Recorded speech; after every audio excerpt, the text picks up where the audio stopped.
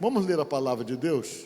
Se você tem uma Bíblia, abra a Bíblia do Evangelho de São Mateus, do capítulo 8, do versículo 8 também. Olha só. Um homem falou para Jesus: Senhor, eu não sou digno de que entres em minha casa, mas diz uma só palavra e o meu empregado ficará curado. Diga glória a Deus. Amém? Podemos assentar. Eu quero nesta tarde conversar com vocês sobre o princípio de autoridade. Amém? Quando você vem e precisa reconhecer a autoridade que está sobre uma pessoa e você reconhece isso. A Bíblia diz que isso tem que ser observado. O apóstolo São Paulo falou lá em Romanos, não sei se eu dei Romanos para você, não dei.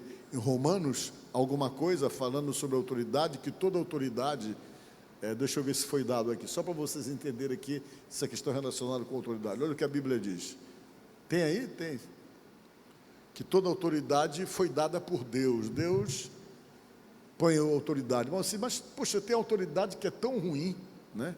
Às vezes você pode ter um governante que tem autoridade, que não é tão bom, você não acha o melhor para você, mas ainda assim ele tem autoridade, ele está imbuído de uma autoridade que a Bíblia diz que é dada por Deus. E Deus nos dá autoridades que tem alguns sentidos. Tem autoridade que Deus coloca para nos abençoar, e às vezes tem autoridade que Deus permite, é permissivo, para poder nos corrigir, para poder nos ensinar. Assim era no tempo do meio do povo de Deus. Todas as vezes que Deus achava que o povo precisava de uma correção, ele acabava colocando um rei, ou permitindo assumir um rei que não era tão bom. E isso realmente, quando Deus permitia, ele permitia somente para que fosse para corrigir o povo, para o povo poder realmente se situar, né? E tinha uns que Deus colocava mesmo para abençoar, mas alguns era só um instrumento corretivo. Eu creio que Deus ainda faz muito isso hoje, dessa forma. Ele ainda trabalha assim, já que as autoridades é dada por ele. Diz a Bíblia o seguinte, em Romanos 13: todo homem esteja sujeito às autoridades superiores, porque não há autoridade que não proceda de Deus, e as autoridades que existem foram por eles instituídas, as boas e até mesmo aquelas que não são tão boas. Elas sempre têm uma finalidade de equilíbrio e muitas vezes para tentar realmente nos corrigir em alguma coisa. E Jesus tinha autoridade. Quando ele veio ao mundo, ele já veio realmente cheio de autoridade que o mundo espiritual reconhecia. Quem reconhecia a autoridade dele, por exemplo, era o próprio inimigo das nossas almas, que você sabe quem é. Sabia quem era Jesus, sabia da autoridade que ele tinha, a ponto então deles não resistirem. Quando Jesus chegava em um lugar que havia domínio de qualquer ação maligna, qualquer espírito maligno, é o que diz a Bíblia, que ele chegava, ele tinha autoridade para repreender aquilo. Ele dava ordem e os demônios tinham que se submeter a ele, por conta da autoridade que ele tinha, e essa autoridade era reconhecida no mundo espiritual, e ele era reconhecido como filho de Deus. E ele mesmo tentou passar isso a todos. Teve um dia que ele se apresentou na sinagoga, e ele falou qual era a missão dele. Ele chegou, reuniu todo mundo, estava todo mundo reunido como vocês estão aqui, e ele pegou e falou que o Espírito do Senhor estava sobre ele. Eu acho que eu dei para você esse verso aí, que o Espírito do Senhor está sobre mim, né? E quando ele falou isso, que o Espírito do Senhor estava sobre ele, ele aproveitou e disse: hoje está se cumprindo o que falou o profeta Joel sobre essas coisas, dessa autoridade que eu vinha realmente revestido aqui na terra, para poder socorrer as pessoas, com autoridade para poder resolver problemas que ninguém consegue resolver, para poder dar liberdades e libertação a pessoas que ninguém poderia dar. Aí ele pegou, veio e disse essas palavras aqui: o Espírito do Senhor está sobre mim, porque ele me ungiu para evangelizar, para falar as boas novas. O evangelho significa boas novas, uma notícia nova, para evangelizar os pobres de espírito, na verdade as pessoas que estavam abertas para isso, que eram humildes, não é pobreza no sentido de poder aquisitivo. E enviou-me para proclamar a libertação dos cativos e restauração da vista aos cegos, para pôr em liberdade os oprimidos e proclamar o tempo da graça, o tempo do benefício de Deus, o ano aceitável do Senhor. Diga glória a Deus. Ele foi e falou isso assim, na maior autoridade, para as pessoas entenderem que tinha chegado na terra alguém que tinha autoridade para resolver problemas que ninguém podia resolver, para dar solução às situações mais complexas da vida do ser humano, que ele estava ali imbuído com essa autoridade, ungido, porque a unção dava autoridade, os reis eram ungidos e eles entendiam esse linguajar de unção e de autoridade, e que ele estava ali com essa autoridade para poder realmente estabelecer liberdade às pessoas oprimidas, principalmente aquelas que o inimigo estava tendo o poder de oprimir. E ele pegou, falou isso aí, o que prova então que ele tem autoridade ainda hoje. Ele tem essa autoridade para poder resolver coisas relacionadas com a tua vida que você não pode resolver. Situações complexas do mundo espiritual, ele tem autoridade, ninguém pode resistir essa autoridade que ele tem. Amém? Diga glória a Jesus. Pois bem, Jesus viajou para Cafarnaum. E quando ele ia em Cafarnaum, ele era muito requisitado, porque ele morava em Cafarnaum. Ele ia, viajava por toda a Palestina, mas ele voltava para lá. Era nessa cidade que morava o apóstolo São Pedro. Era nessa cidade que morava a maioria dos discípulos. E ele ia lá porque lá ele tinha as pessoas que ele conhecia, amizade. Ele se estabeleceu nessa cidade. A localização dela era mais fácil, ficava na Galileia, era mais fácil para ele ir onde ele queria. Quando ele ia para a capital, que era Jerusalém, ele viajava só 200 quilômetros, ia para Jerusalém, e ele ficava ali naquele centro para poder ir para os lugares que ele queria ir. Ele escolheu essa cidade, poderia ter escolhido a cidade que ele se criou, mas na cidade que ele se criou, ele tinha algumas dificuldades. As pessoas conheciam a família dele, os irmãos dele moravam todos lá, e ele dizia que não havia profeta de honra na sua própria terra, porque os seus irmãos, inclusive, demoraram para reconhecer ele como Messias. A maioria deles só vieram se convencer depois. E lá na cidade havia muita resistência, porque as pessoas conheceram ele lá, ele se criou naquela cidade. As pessoas sabiam quem era José, sabiam quem era Maria, conheceram ele desde pequeno, e as pessoas tinham dificuldade para acreditar nele. No dia que ele foi lá, pela primeira vez depois que ele começou o seu ministério, o pessoal queria matá-lo. O pessoal começou a questionar: como é que ele está dizendo que veio do céu? Se os seus irmãos vivem aqui no meio da gente, as irmãs dele vivem aqui no meio da gente, a gente conhece o pai dele, a mãe dele, e agora ele aparece e diz que veio do céu. E houve muito questionamento lá na cidade, a ponto das pessoas pegarem ele e levarem para o alto de uma montanha, para jogarem de cima da montanha, porque achavam que ele estava blasfemando.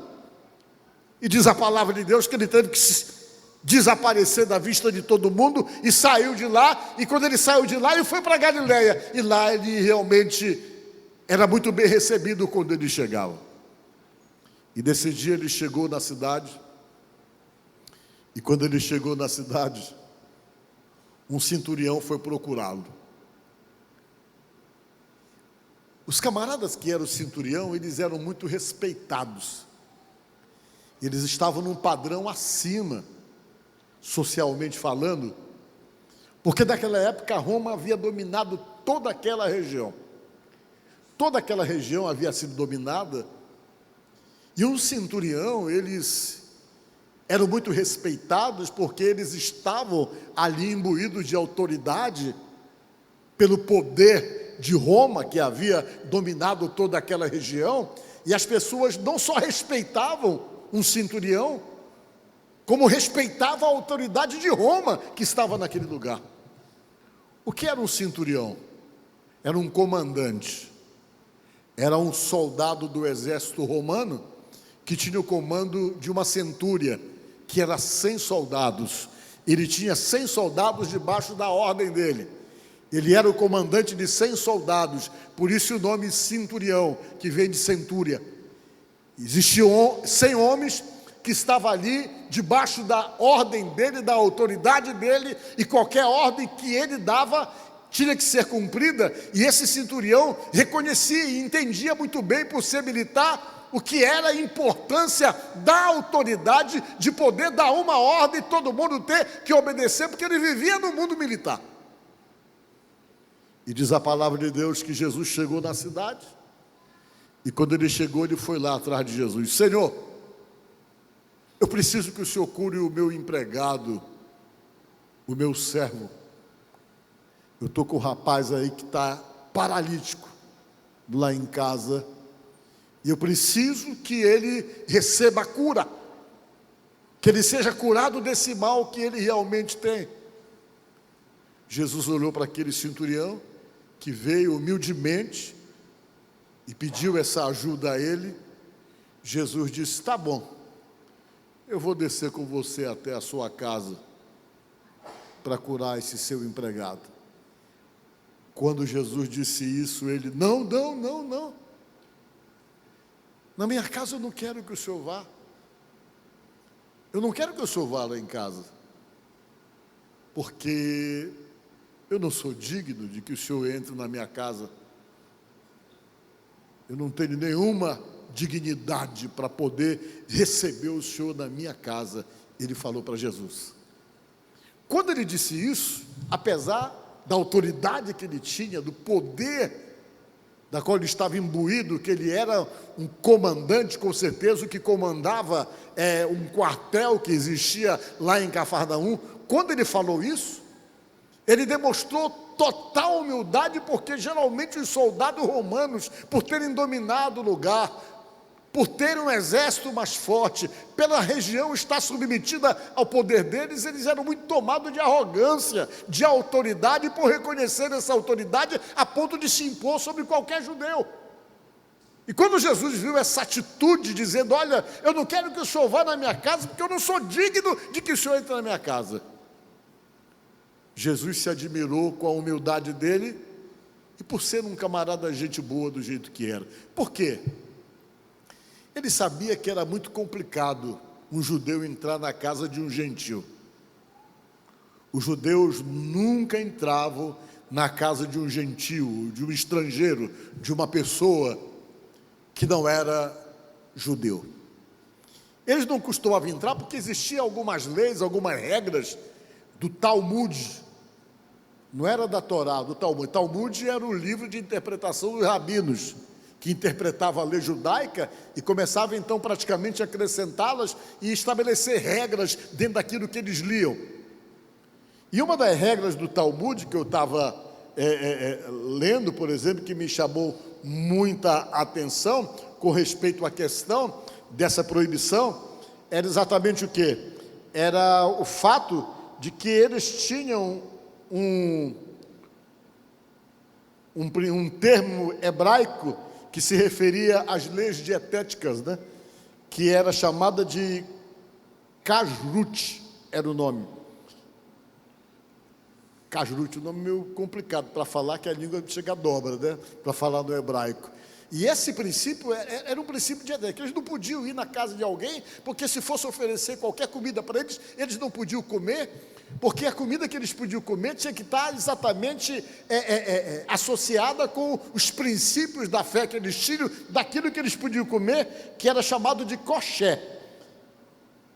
O que era permitido? Esse coxé dizia que você tinha que comer só carne de animal que não tinha pata fendida, que você só podia comer peixe de escama e que tinha barbatana, que você não podia comer peixe de pele, você não podia comer marisco. E quando você vai ver, isso é tudo da lei judaica que eles interpretaram, que Deus havia proibido quando eles estavam lá no deserto, porque eram comidas que os antigos chamavam e que nós chamamos de remosa. Quando você vai ver, as comidas que Deus proíbe são todas aquelas que são remosas. Você sabe o que é comida remosa? Não sei se é só na minha terra que lá é. É aquelas comidas que quando você come, se você tem uma perebazinha, ela vira um negócio grandão. Pelo menos os antigos falavam isso. Hoje os médicos dizem que não tem nada a ver. Mas eu ainda tenho minhas restrições. Comigo é assim, se tiver qualquer ferimento, comer camarão, não sei se é a minha cabeça, para mim inflama. Hein? Caranguejo também, né? Eram as comidas que eram proibidas. E você vai ver as comidas que Deus proibiu, eram só as comidas que já eram assim. Não pode comer carne de porco, não podia comer camarão, não podia nenhuma dessas comidas que nós chamamos de remosa. E os judeus pegavam isso à risca. Então eles não entravam na casa de um gentil, até para não correr risco de terem que comer aquilo que eles não podiam comer. Por isso eles não entravam. E outra razão também pelas quais eles não entravam, é que eles eram totalmente restringidos, de caso de entrar numa casa que tivesse qualquer tipo de adoração a deuses estranhos, a ídolos, eles não podiam também entrar. E por conta de todas essas regras, Jesus com certeza ia na casa daquele gentil, mas teria que escutar muita crítica por parte dos judeus religiosos, e aquele homem, de uma maneira muito delicada, de uma maneira muito preocupada com o próprio Jesus, ele não queria ferir os princípios da tradição judaica. Ele chegou também, tudo isso ajudou ele a dizer: não, eu não sou digno, não vá na minha casa, porque eu não sou digno que o Senhor realmente chegue até lá. Talvez ele sabia que tinha ídolos lá, tinha outras coisas, ele pertencia a outro povo, e ele veio e falou isso para Jesus. Jesus parou e disse: olha, já foi ficando admirado com a atitude dele. E ele, para completar, depois de dizer: eu não sou digno que o Senhor entre na minha casa, ele disse assim: mas eu sei de uma coisa, que o Senhor pode dar uma palavra somente. Eu tenho autoridade com os meus soldados, eu digo isso, faz isso, eles fazem, o que eu mando eles fazer, eles têm que obedecer, e eu sei que o Senhor tem autoridade, e eu sei que o Senhor pode dar uma palavra, e uma palavrinha que o Senhor der, é suficiente para resolver o problema do meu empregado. Jesus olhou e disse: rapaz, olha, nem mesmo aqui em Israel eu vi fé como desse estrangeiro aí.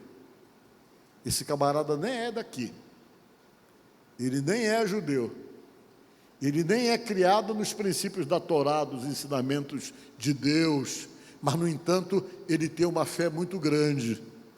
Aí Jesus falou: pois é, por isso que lá no final dos tempos tem muita gente que vai aparecer, que vai vir do Oriente e do Ocidente com uma fé tão grande que vão sentar ao lado do Abraão, já se referindo ao futuro de outras pessoas que nasceriam em outras regiões, que iam ter uma fé tão grande em Deus, a ponto então de serem equiparados aos patriarcas, disse Jesus.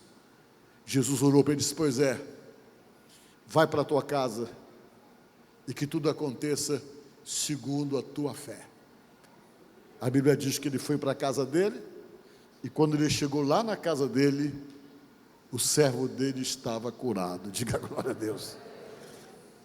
A gente começa a analisar essas coisas, a gente pensa: como é que eu vou trazer isso para cá, para hoje? Porque quando você lê a palavra de Deus, o que fortalece o coração da gente é você contextualizar isso para o momento que a gente vive, para a hora em que nós estamos vivendo. O que é que isso tem de resultado ou de influência para a minha vida hoje, 2000 anos depois? Muita coisa. Muita coisa. Nessa passagem da Bíblia, quando você contextualiza para os dias de hoje, traz para nós uma lição de fé. Uma lição de fé. E a principal lição de fé é exatamente nos dar essa capacidade de acreditarmos que uma palavra de Jesus pode mudar tudo. Diga glória a Deus. Só uma palavrinha dele. Mas você para nos dias de hoje para você poder organizar isso na sua cabeça como fé, a ponto de poder acreditar no mundo em que nós vivemos hoje, onde a probabilidade das nossas resistências com respeito a muitas questões sobrenaturais se torna tão evidente por conta daquilo que se vive, daquilo que se ouve quase que constantemente, sempre ouvindo alguma coisa que trabalhe exatamente essa incerteza, essa dúvida, essa insegurança no nosso coração. Como é então que isso pode fazer um efeito extraordinário a ponto de tornar real uma situação totalmente improvável, como era no caso desse homem? É quando você passa a acreditar dessa forma raiz de que Jesus Cristo pode, Ele tem autoridade, Ele é Deus, Ele tem poder sobre toda e qualquer situação, que essa autoridade foi dada pelo Pai, que Ele tem condição de abençoar a nossa vida. Quando você se enche dessa fé e dessa segurança, no meio de uma situação complicada da sua própria vida, onde você de repente não tem mais onde se apegar, não tem mais onde se segurar, não tem mais onde se apoiar, mas que você deixa aflorar essa fé, essa confiança em nosso Senhor Jesus Cristo, e que você vai e busca isso e acredita nessa autoridade que Ele tem. Basta uma palavra que Ele dê para você.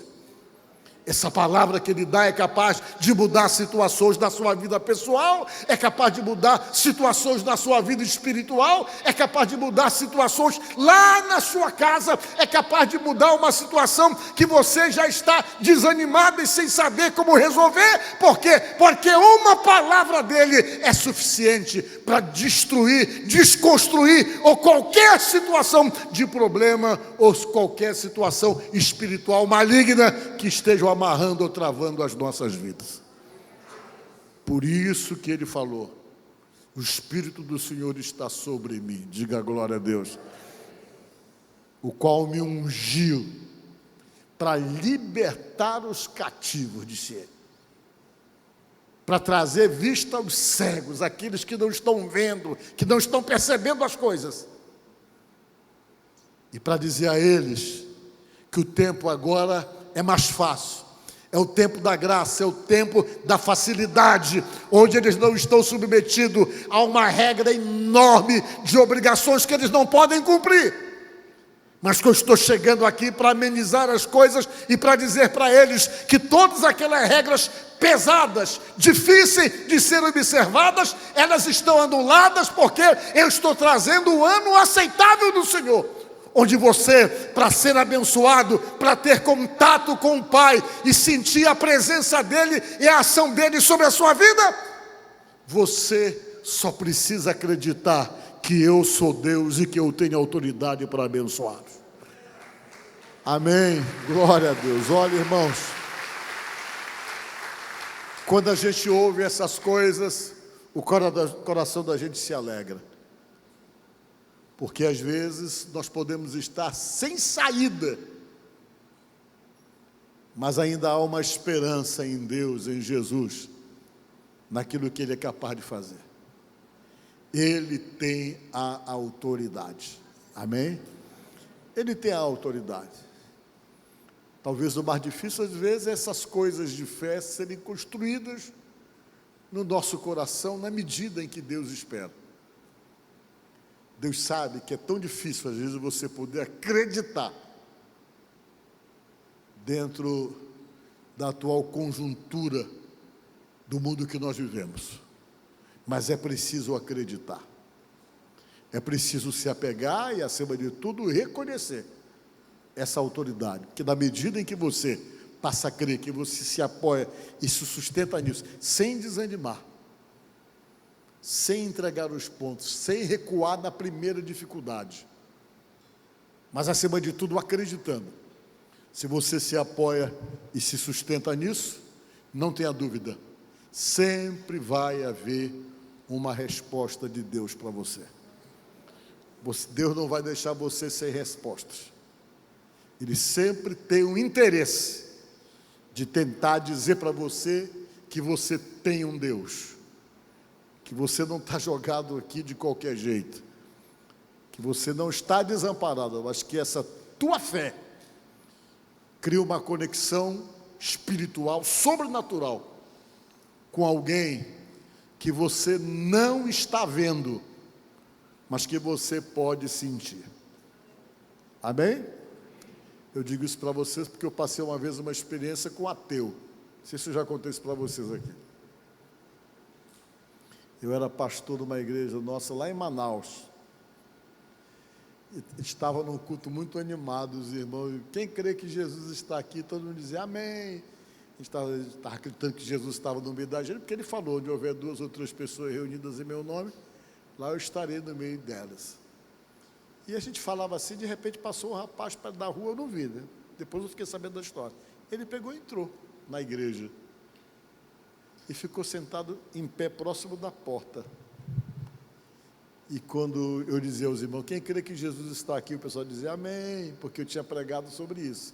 Onde houver 2 ou 3 pessoas reunidas em seu nome, que lá ele estaria presente, foi Jesus que falou. E Jesus disse ainda, esse que estou convosco todos os dias, até a consumação dos séculos. Aí ele pegou, entrou, aí ficou em pé lá, ele olhava de um lado para o outro, e virava a cabeça e olhava. Aí quando eu dizia, quem crê que Jesus está aqui, diga amém. Ele pegava, ficava na ponta do pé e ficava procurando assim. Aí olhava, não via nada, não sei o que ele estava procurando. Aí ele abaixava a cabeça num ar de riso, ele começava a balançar a cabeça assim. Como que debochando, né? Aquilo me incomodou tanto. Quando terminou o culto, eu fui lá dar as boas-vindas para ele. É a primeira vez que você veio? Eu vim aqui. Ele falou, eu ia passando na rua, falaram que Jesus estava aqui, eu peguei, entrei para ver se eu via Jesus. Eu digo, é mesmo, é. Mas não vi nenhum homem barbudo, não vi ninguém aí e tal. Olhei, mas não achei. Ele falou para mim assim, eu digo, é mesmo, é. Você não crê em Jesus? Eu não, ele falou. Como é que eu vou crer em alguém que eu nunca vi? Ele falou para mim. Eu nunca vi. Não sei se ele é alto, se ele é baixo, se ele é gordo, se ele é magro.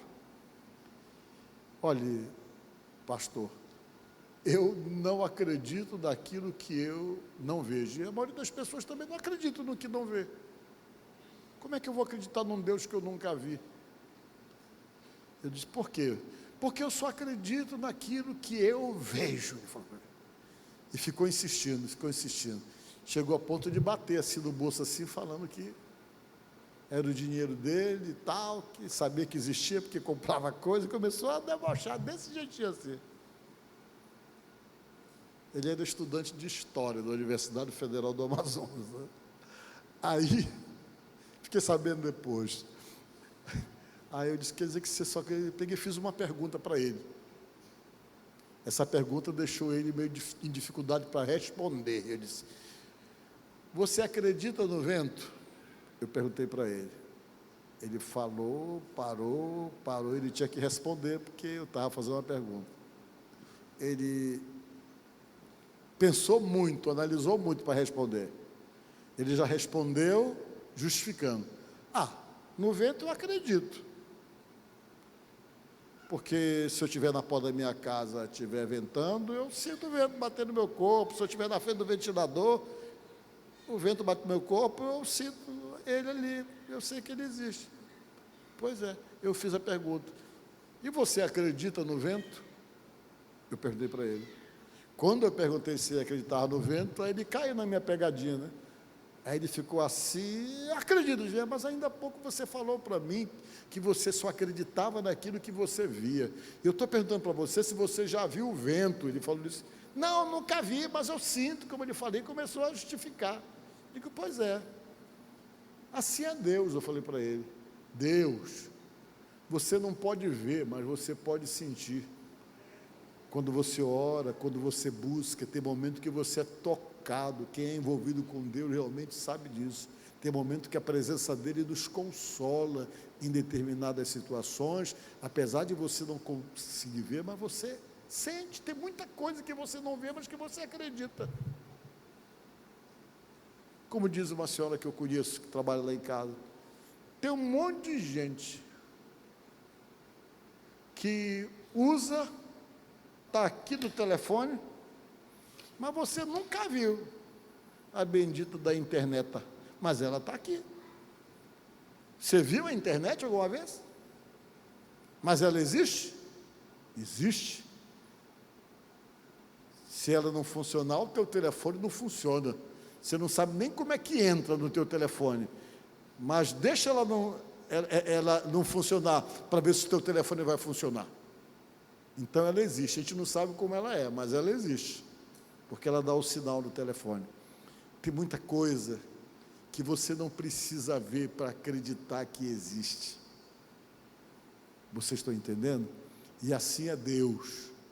Você não pode ver, mas se você se aproximar dele, você vai sentir o poder dele, a graça dele, o socorro dele, os benefícios dele que vem na tua vida para se revelar para você e para fortalecer cada vez mais a tua fé. Então, eu termino dizendo, você está aqui, não é adorando um Deus que não exista, apesar de você nunca tê-lo visto. É um Deus que é vivo, que existe, que deixou uma palavra que é verdadeira e que é, segundo a Bíblia, o nosso socorro bem presente nas nossas angústias e aflições. Então, nesta noite, fale com Ele, e eu tenho a certeza que Ele sempre tem uma resposta para você. Amém? Que Deus te abençoe no nome de Jesus. Vamos orar?